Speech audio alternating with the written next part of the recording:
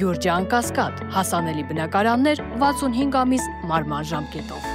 Мы не хотим, чтобы у нас создавался повод, гигантский Карабах. Վլադիմիր Պուտինի օգնականը մասնագիտության պատմաբան Վլադիմիր Մեդինսկին հարցազրույցում խոսելով ռուս-ուկրաինական հակամարտության մասին եւ զուգահեռներ անցկացնելով ձևակերպել է Հայաստանի եւ Ադրբեջանի միջև կար վիճելի տարածք Ղարաբաղը։ Հարցազրույցին անմիջապես հաջորդել են Բաքվի ջղաձգումները։ Ու թերևս արտգործնախարարությունը հերթական հարմար առիթն է գտել կոշտ արտահայտվելու նախ Պաշտոնյայի, հետո արդեն պաշտոնական Մոսկվայի հասցեին։ Կարծիք են հայտնել, թե Ղարաբաղը իբր բնիկ ադրբեջանական հող է ու այն Ռուսաստանը ճանաչում է որպես Ադրբեջանի մաս։ Նման համեմատությունը տեղին չէ, քանի որ Ադրբեջանը երբեք չի խախտել որևէ երկրի տարածքային ամբողջականությունը եւ չի վարել ագրեսիվ պատերազմ որևէ երկրի դեմ։ 2020 եւ 2023 թվականներին Ադրբեջանը հայրենական պատերազմ եւ հակաահաբեկչական գործողություններ է իրականացրել իր ինքնիշխան եւ միջազգայինորեն ճանաչված տարածքներում։ Այսինքն պատմաբանան եւ այն ինչ որ ինքը ասել է պատմական տեսանկյունից հիմնականում ճիշտ ասել։ Իհարկե կա մի թերի մաս, որ ինքը ասում է, որ Արցախը վիճելի տարածք էր Հայաստանի եւ Ադրբեջանի միջեւ, նա վիճելի տարածք չէր։ Հայաստանը երբեք չէր ասում, որ Արցախը պետք է լինի Հայաստանի մաս կամ Հայաստանի մասը, որ դա վիճելի տարածք է։ Հայաստանը ասում էր, որ եւ Արցախը ասում էր, որ Արցախը ինքնորոշվել է, օգտվելով Խորհրդային Միության օրենքներից, ասում է, մենք չենք ուզում, որ ստեղծվի այդպիսի իրավիճակ, որ ոչ մեկ չի ճանաչի այդ տարածքները որպես Ռուսաստանի մաս եւ հետո Ուկրաինան օգտվի ճակերտավոր իրավունքից, ոնց որ Ադրբեջանը դա արեց եւ նոր պատերազմ սկսի։ Ադրբեջանի արտգործնախարարության զգայուն հայտարարությունից հետո Մոսկվայից Զախարովան կոչ է արել կոնտեքստից չհանել Ղարաբաղի մասին Մեդինսկու խոսքերը եւ դրանց չտալ բոլորովին այլ իմաստ։ Զախարովան նշել է, որ Ղարաբաղի մասին իր մեկնաբանության մեջ Մեդինսկին խոսել է իրավիճակի պատմական ասպեկտի ու սոցիալ-մշակութային առանձնահատկությունների մասին։ Իհարկե Մեդինսկու ասացի բովանդակությունը երկար կարելի է քննարկել, բայց այստեղ առանձնահատուկ ուշադրություն է պահանջում ադրբեջանական կողմի արձագանքման սրությունն ու խոսքի ենթատեքստը։ Շատ չի անցել Բաքու-Մոսկվա հարաբերությունների հայտնի սկանդալներից։ Դարձյալ Ալիևի հրամանով նորն է ծավալվում։ Իրենց խոսքի մեջ փորձում են նաև նվաստացնել նույն օրինակ Պուտինի օգնական Մեդինսկուն, այսինքն դրել պատմաբան լինելով այդքան ոչ չգիտես Ադրբեջանի ագնին ասում է՝ ի տարբերություն ուրիշներին Ադրբեջանը չի պատերազմել ուրիշների տարածքում, չի խախտել ուրիշների տարածքային ամբողջականությունը եւ այսպիսով մենք չենք հասկանում ինչա Մեդինսկին նման բան ասել։ Այսինքն հետո մենք հիշենք, որ Ադրբեջանը ճանաչում է Ուկրաինայի տարածքային ամբողջականությունը, նաև Կրիմը Ուկրաինայի մաս, մենք տեսնում ենք, որ մեկը մեկին պրոյեկտում են։ Ուրեմն ինչու է նորից Մոսկվայի դեմ կտրուկ քայլերի դիմում Ալիևը։ Քաղաքագետը նախ հիշեցնում է, վերջին շրջանում Հայաստան հաճախ են գալիս ու գնում ռուս պաշտոնյաները։ Նրանցից արտգործնախարար Լավրովի այցի ժամանակ հայտնի դարձավ, որ չմատակարարված ռուսական զենքի գումարները այլ ուղղությամբ կտրամադրվեն։ Փորձագետը ասում է, Ալիևի ակնկալիքները չեն արդարանում նաև հատկապես այսպես կոչված Զանգեզուրի միջանցքի հարցով։ Այստեղ սպասում են Մոսկվայի աջակցությանն ու հովանավորությանը։ Կոռուպցիայի կանխարգելման հանձնաժողովը 2024-ի ընթացքում ուսումնասիրել է 120 պաշտոնատար անձի բարեվարկությունը, մինչդեռ 2023-ին կատարվել էր ընդամենը 54 դեպքի ուսումնասիրություն։ Կոռուպցիայի կանխարգելման հանձնաժողովի նախագահի պարտականությունների կատարող Մարիամ Գալստյանի խոսքով թվի նման աննախադեպ աճը հիմնականում կապված է պաշտոնատար անձանց կողմից թույլ տված առերևույթ շահերի բախման դեպքերի աճի հետ։ 8 դեպքում հանրային պաշտոն զբաղեցնող անձինք նախքան որոշում ընդունելը կամ գործողություն կատարելը արդեն իսկ պրակտիկային ձևավորել եւ դիմում են հանձնաժողովին,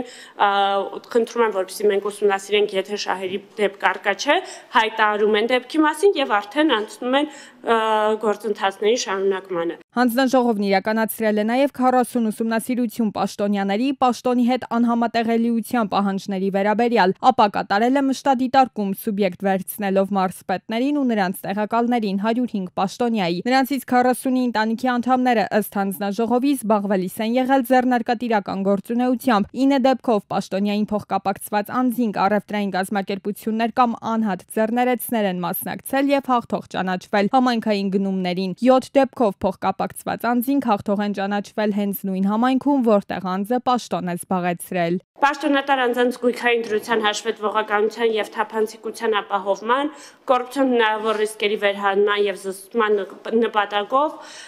իրականացվել է այդ տարագրերի վերլուծություն, ընդ որում ԶԼՄ բոլոր հրապարակումները եւս հանձնաժողովի կողմից հասցեագրվել են համապատասխան ստուգման միջոցով։ Նախորդ տարվա ընթացքում բարևարկության համակարգի տարերի առնչությամբ դիմումների եւ մեդիա հրապարակումների հիման վրա հանձնաժողովում իրականացված 120 ուսումնասիրություններից 59 կայացվել է մեդիա հրապարակումների հիման վրա 58 դիմումների, 3-ը հանձնաժողովում իրականացվող այլ գործընթացների շրջանակներում արձանագրված խախտումների դեպքով։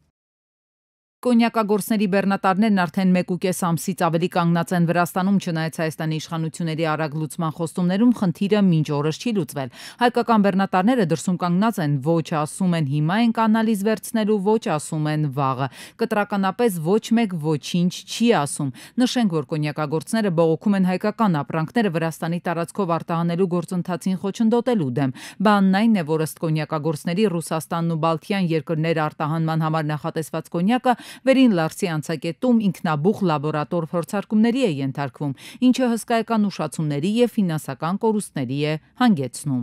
Հայաստանի Հանրապետության 4 սահմաններից 2-ը հատկապես առավելագույն անվտանգային միջոցառումների ու պայմանների կարիք ունեն։ Նկատի ունենալով մի շարք հանգամանքներ տարածքային կառավարման եւ ենթակառուցվածքների նախարարության 2024-ի բյուջեի մեծ մասը ուղղվել է համայնքների անվտանգային ծրագրերին։ Ընդհանուր 85.3 միլիարդ դրամ է հատկացվել 71 համայնքի մի շարք բնակավայրերի։ Առաջին անգամ 82 սահմանամերձ բնակավայրի անվտանգային ծախսեր կատարելու համար լրացուցիչ հատկացվել է 5 միլիոն դրամ, օրինակ Կապան համայնքի դեպքում 19 սահմանամերձ բնակավայրի համար հատկացվել է 95 միլիոն, նոյեմբերյանի դեպքում 45 միլիոն եւ այսպես շարունակ։ Ազգային փոքրամասնություններ ներկայացնող համայնքները եւս անմասն չեն մնացել, ստանալով 50 միլիոն դրամ։ Տարածքային կառավարման եւ ենթակառուցվածքների նախարարի խոսքով հստակ նպատակներ կան ծրագրերի բյուջեն ընդլայնել եւ 2026-ին համայնքներին հատկացվող գումարի չափը հասցնել ընդհուպ մինչեւ 107.8 միլիարդ դրամի։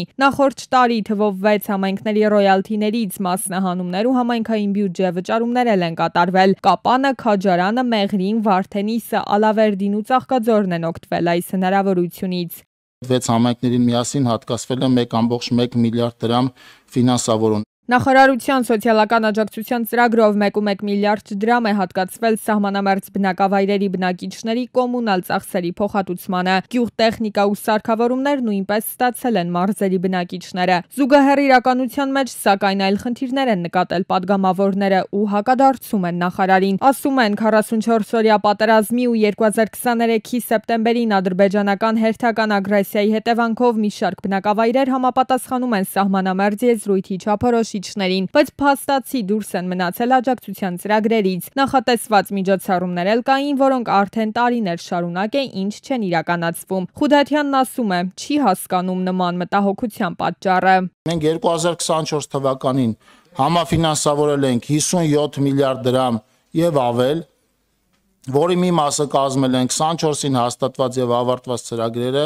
մի մասը 23-ին հաստատված, մի մասը 22-ին հաստատված, այո, որոշակի աշխատանքներ տեղափոխվել են, նախ այդ տեղափոխվածների տարեգրումը սկսում է 2022-2023 թվականներից, թող տպավորություն չստեղծվի, թե մենք օրինակ 2016 թվականից տեղափոխված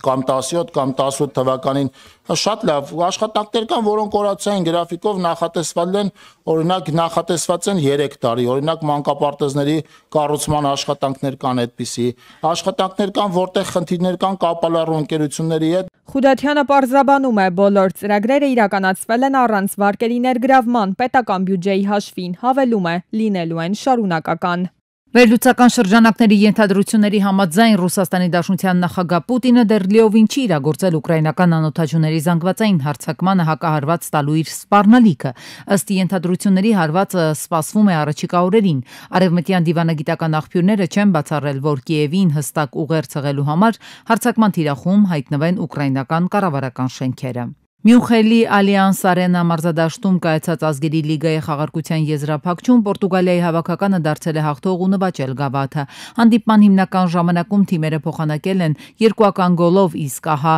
հետխաղյա 11 մետրանոց հարվածաշարի ժամանակ հաջողությունն ուղեկցել է Պորտուգալիայի ընտրանուն։ Ավելի վաղ երրորդ տեղի համար պայքարում Ֆրանսիայի հավաքականը 2-0 հաշվով հաղթել է Գերմանիային։ Ներկայացվել է Ռուսաստանում երբևէ մշակված ամենամեծ ադամանդը, որը կշռում է ավելի քան 100 կարատ։ Նոր արև կոչվող թանկարժեք քարն ունի հագեցած դեղին գույն։ Այն մշակել է 15 մասնագետից բաղկացած թիմը 2.5 տարի։ Դրա վաճառքի վերաբերյալ որոշում դեռևս չի կայացվել։ Ներքին գործերի նախարարությունը հրապարակել է Պարեկային ծառայության կարգախմբի մասնակցությամբ Արարատի մարզի Արմաշ գյուղում տեղի ունեցած վթարի տեսանյութը։ Վթարի հետևանքով 3 մարդ է տուժել, նրանց թվում կին Պարեկ։ Գերատեսչությունից հերքում են, թե Փաշինյանի ավտոշարասյունը մասնակցություն է ունեցել վթարին։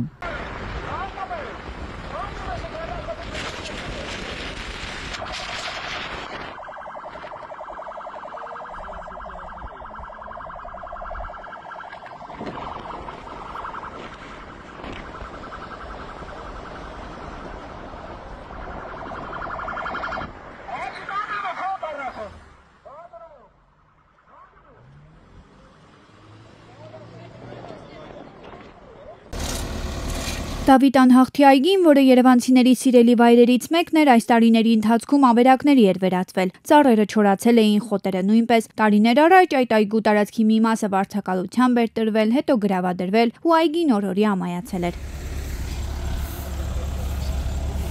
Կառավարության, Երևանի քաղաքապետարանի ու Քանաքեռ Զեյթունի թաղապետարանի շնորհիվ այգին հիմա արդեն բարեկարգվում է։ 7 ժամից ավելի մաքրման աշխատանքներ են իրականացվել։ Մի քանի բեռնատար աղբ է հեռացվել։ Քանաքեռ Զեյթունի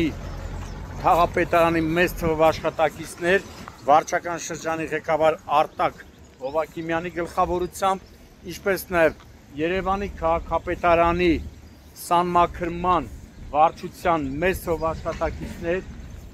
կամավորներ, հիմնականում այս այգուն հարակից շենքերի բնակիչներ միացել են եւ բարեկարգում ու մաքրում են այս հատվածը։ Այգու մշտական հաճախորդները վստահեցնում են, հսկայածավալ աշխատանքներ են կատարվել։ Հիմնովին փոխվել են շատրվանների համար եղած ջրագծերը, ջրի խողովակները, արտաքին լուսավորության համար նախատեսված լարերը, սյուները, ստեղծվել են նոր, ավելի հարմարավետ ջրահեռացման համակարգ, հեռացվել են դարն ապրած ծառերը, փոխարենը տնկվել են նորերը։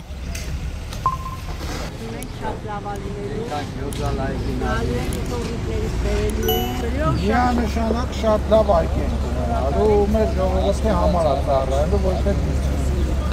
Աշխատանքները դեռ չեն ավարտվել, բայց պատասխանատուները վստահեցնում են, ամիսներ անց այգին նորից դառնալու է երևանցիների նախընտրած վայրը։